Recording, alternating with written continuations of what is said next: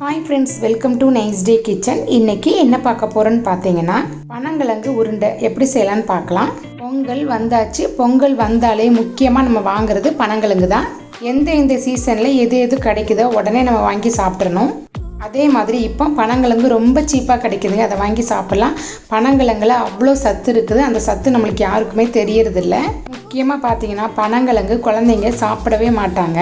எதனால் பிடிக்காதுன்னு பார்த்தீங்கன்னா அதில் உள்ள கசப்பு தன்மை தான்.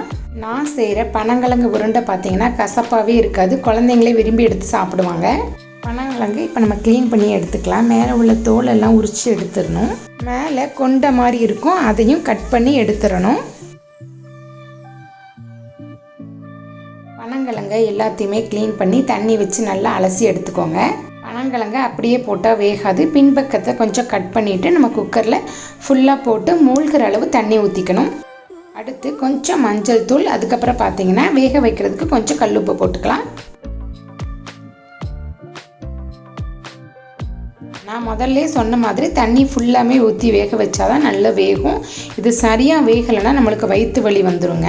கரெக்டாக 8 விசில் வரணும், அப்போ தான் நல்லா வேகும். 8 விசில் வந்துருச்சு. நான் ஸ்டவ்வை ஆஃப் பண்ணிட்டேன். நல்லா ஆறுனதுக்கப்புறம் கிழங்கு எப்படி வந்திருக்குது பாருங்கள்.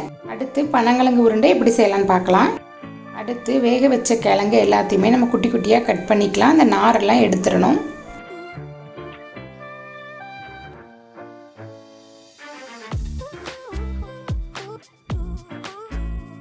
இதே மாதிரி எல்லாத்தையுமே கட் பண்ணி எடுத்து வச்சுக்கலாம். மிக்சியில் போடும்போது இந்தளவு கட் பண்ணிக்கோங்க, அப்போ தான் நல்லா அரைப்படும்.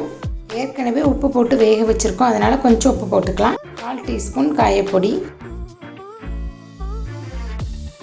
1/2 டீஸ்பூன் மிளகு, 2 வரமிளகாய் காரத்துக்கு ஏற்ற மாதிரி போட்டுக்கோங்க. குழந்தைங்க ரொம்ப காரமாக இருந்தால் சாப்பிட மாட்டாங்க. 2 டேபிள் ஸ்பூன் துருவிய தேங்காய். எல்லாத்தையும் நல்லா பவுடர் பண்ணிடலாம். அரைச்ச பனங்கிழங்கை நல்லா பிளேட்டில் மாற்றி கொஞ்சம் ஆற வச்சுக்கலாம். அதுக்கப்புறம் பார்த்தீங்கன்னா 1 டீஸ்பூன் தேங்காய் எண்ணெய் போட்டு நல்லா பிசைஞ்சு எடுத்துக்கலாம். இது எல்லாத்தையும் நல்லா பிசைஞ்சதுக்கப்புறம் சின்ன சின்ன உருண்டைகளாக உருட்டினா அவ்வளோதாங்க, பனங்கிழங்கு உருண்டை ரெடி ஆயிரும். இந்த பனங்கிழங்கு உருண்டை பார்த்தீங்கன்னா ரொம்ப டேஸ்ட்டாக இருக்கும். மிளகு காயப்பொடியெலாம் போட்டிருக்கனால அந்த உருண்டை நல்ல மணமாகவே இருக்கும். முக்கியமாக பார்த்துக்கிட்டிங்கன்னா வயசானவங்க இந்த உருண்டையை விரும்பி சாப்பிடுவாங்க. ஏன்னா அது வாயில் போட்டோன்னு அப்படியே கரைஞ்சிருதுங்க. நீங்கள் கண்டிப்பாக நீங்களும் ட்ரை பண்ணி பாருங்கள். பனங்கிழங்குல நார்ச்சத்து அதிகமாக இருக்குது, அதனால் ரொம்ப நல்லது உடம்புக்கு. இந்த வீடியோ உங்களுக்கு கண்டிப்பாக பிடிச்சிருக்குன்னு நினைக்கிறேன். பிடிச்சிருந்தா லைக் பண்ணுங்கள், ஷேர் பண்ணுங்கள், மறக்காமல் சப்ஸ்கிரைப் பண்ணிடுங்க. தேங்க்ஸ் ஃபார் வாட்சிங்.